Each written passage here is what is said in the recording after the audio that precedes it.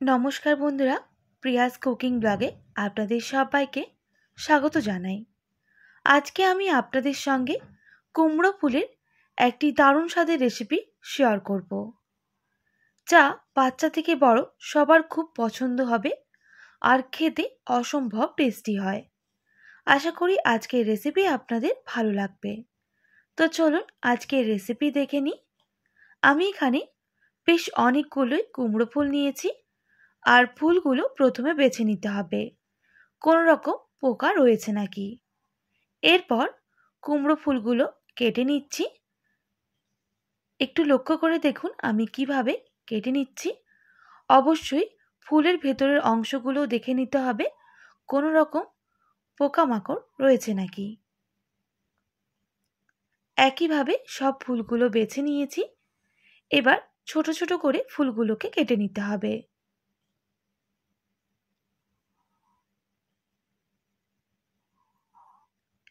এইভাবে সমস্ত ফুলগুলো কেটে নেব।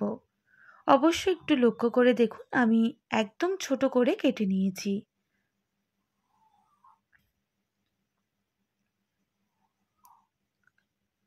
একইভাবে সব ফুলগুলো কেটে নিতে হবে। এরপর 3 থেকে 4 বার জল পাল্টে পরিষ্কার করে ফুলগুলো ধুয়ে নেব।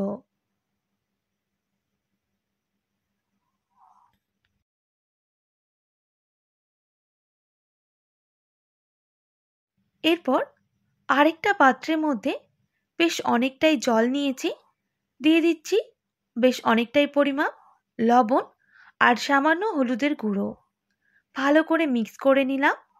আর ফুলগুলো যে ধুয়ে রেখেছিলাম সেটা নুন হলুদ জলে ডুবিয়ে দেব আর রেস্টে রেখে দেব বেশ কিছুক্ষণের জন্য।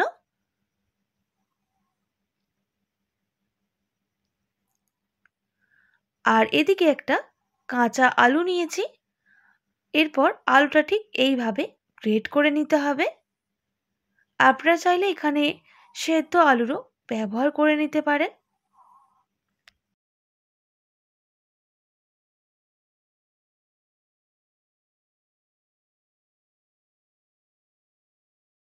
তো বন্ধুরা, আলুটা গ্রেট করা হয়ে গেছে। এবার জলের মধ্যে পরিষ্কার করে আলুটা ধুয়ে নিতে হবে। আর এইভাবে হাত দিয়ে চেপে এক্সট্রা জলটা বের করে নিতে হবে।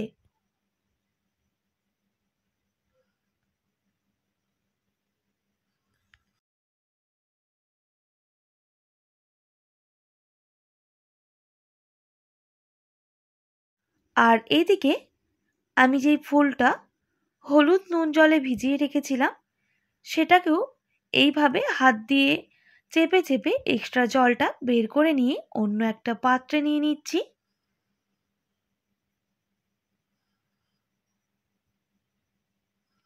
আমি কিন্তু আবারও একবার ধুয়ে নেব, কারণ নুন হলুদ জলে যেহেতু ভিজিয়ে রেখেছিলাম এর কারণে। তো ধুয়ে নিয়েছি। এবার দিয়ে দিচ্ছি গ্রেট করা আলু, সামান্য পরিমাপ ধনেপাতা কুচি। আপনারা চাইলে এটা স্কিপ করতে পারেন। এবার দিয়ে দিতে হবে স্বাদ মতো লবণ, সামান্য হলুদের গুঁড়ো, সামান্য ঝাল লঙ্কার গুঁড়ো। অবশ্যই ঝালটা আপনারা কম বেশি করে নেবেন। আপনারা চাইলে এখানে লঙ্কা গুঁড়োর পরিবর্তে কাঁচা লঙ্কারও ব্যবহার করে নিতে পারেন।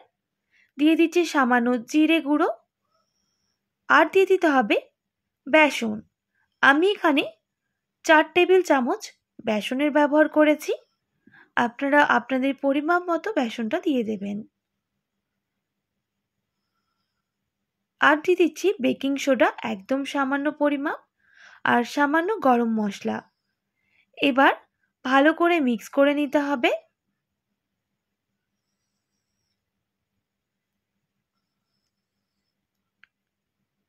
তো আমার মনে হয় এখানে অল্প একটু জলের ব্যবহার করে নিতে হবে, তাহলে ভালোভাবে মাখানো যাবে। আমি অল্প জল দিয়ে ভালো করে এটা মিক্স করে নিচ্ছি।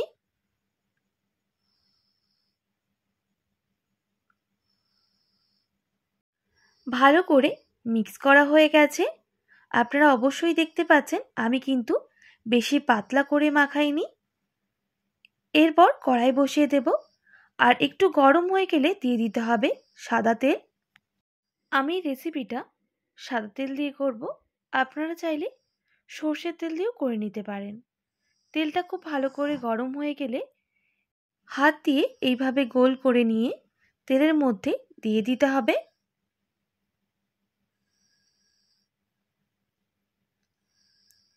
প্রথমে হাই ফ্লেমে উল্টে পাল্টে আমি লাল করে ভেজে নেব। দেখতেই পাচ্ছেন একদিকটা ভাজা হয়ে গেছে, এরপর অন্য দিকটা উল্টে দিতে হবে।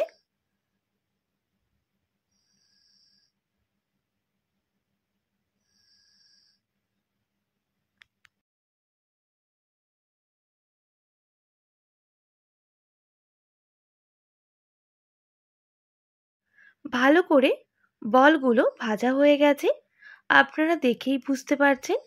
এবার তেল ছড়িয়ে নামিয়ে নিতে হবে, আর ভাজার প্রয়োজন নেই।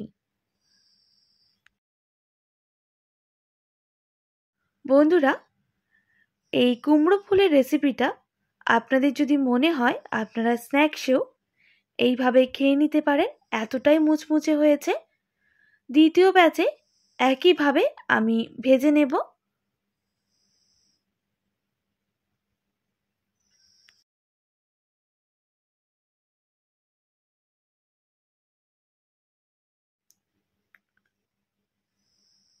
তো দেখতেই পাচ্ছেন বন্ধুরা, একদিকটা ভাজা হয়ে গেছে, আরেক দিকটা উল্টে ভালো করে ভেজে নিতে হবে। এবার নামিয়ে নিচ্ছি, একেবারেই কিন্তু লাল হয়ে গেছে। এবার আমি তেলটা একটু কমিয়ে রাখবো। এরপর দিয়ে দিচ্ছি একটা এলাচ, সামান্য দারুচিনি। গরম মশলাটা একটু ভালো করে ভাজা হয়ে গেলে দিয়ে দিতে হবে সামান্য পরিমাপ গোটা জিরে।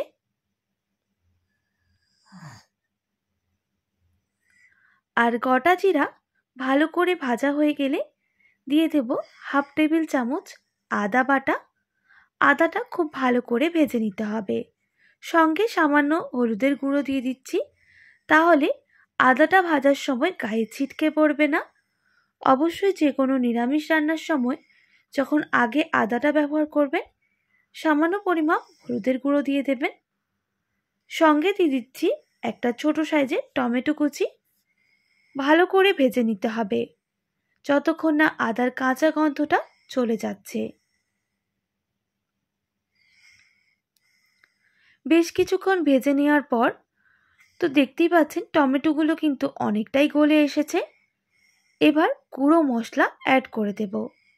দিয়ে দিচ্ছি স্বাদ মতো লবণ। যেহেতু তখন সামান্য হলুদের গুঁড়ো ব্যবহার করেছিলাম, তাই এখন একদম সামান্য হলুদের গুঁড়ো দিয়ে দিতে হবে। দিয়ে দিচ্ছি ঝাল লঙ্কার গুঁড়ো, সামান্য জিরে গুঁড়ো, আর দিয়ে দিতে হবে সামান্য পরিমাপ ধনেপাতা কুচি। অবশ্যই এটা কিন্তু স্কিপ করতে পারেন। ভালো করে মশলাটা মিক্স করে নিতে হবে। ধনেপাতা কুচির জায়গায় আপনারা চাইলে কসুরি মেথিও ব্যবহার করে নিতে পারেন।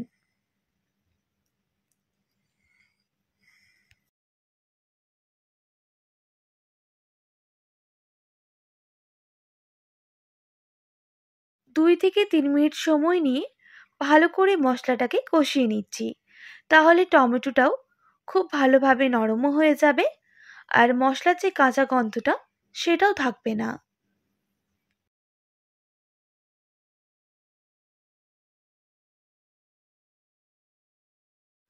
মশলার কাঁচা গন্ধটা চলে গেলে দিয়ে দিতে হবে 1 টেবিল চামচ পোস্ত বাটা। ভালো করে মিক্স করে নিচ্ছি, আর আবারও ভালো করে মশলাটাকে কষিয়ে নিচ্ছি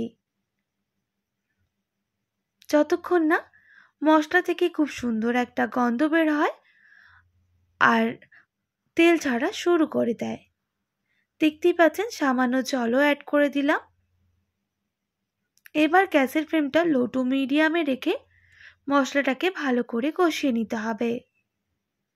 তো বন্ধুরা, দেখতেই পাচ্ছেন মশলাটা কিন্তু অনেকটাই কষানো হয়ে এসেছে, আর তেল ছাড়াও শুরু করে দিয়েছে।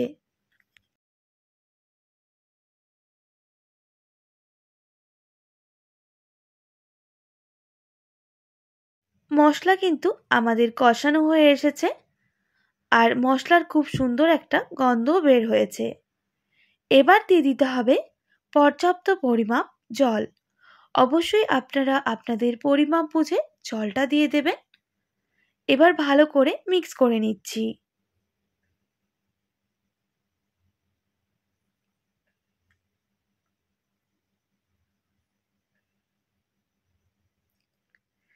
এরপর বেশ কিছুক্ষণ ফুটিয়ে নিতে হবে।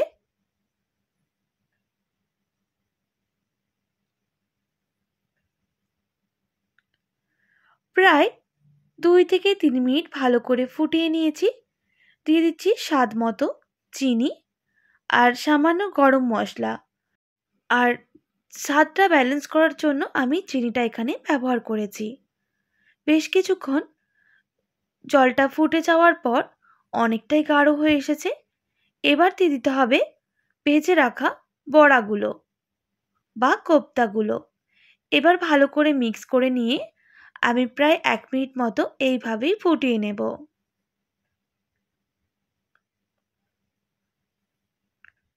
তো বন্ধুরা, 1 মিনিট মতো ফুটিয়ে নিয়েছি। এবার গ্যাসের ফ্লেমটা অফ করে দিতে হবে আর নামিয়ে নিতে হবে। আমাদের কুমড়ো ফুলের রেসিপি একেবারেই রেডি। দেখেই বুঝতে পারছেন কতটা সুন্দর হয়েছে। যে কোনো নিরামিষের দিন এইভাবে বানিয়ে ফেলতে পারেন। যে কুমড়ো ফুল খায় না তারাও কিন্তু আঙুল চেটে খাবে, এতটাই টেস্টি হয়। বাড়িতে অবশ্যই ট্রাই করবেন। আর যদি আপনাদের মনে হয় সব শেষে একটু ঘিও অ্যাড করতে পারেন। আশা করি আজকের রেসিপি আপনাদের ভালো লেগেছে। ভালো লেগে থাকলে অবশ্যই একটি like, comment, share and subscribe করে আমার পাশে থাকার অনুরোধ রইল। পাশে থাকা বেল আইকনটিও প্রেস করে দেবেন, তাহলে নিত্য নতুন রান্নার ভিডিওগুলি আপনাদের কাছে পৌঁছে যাবে।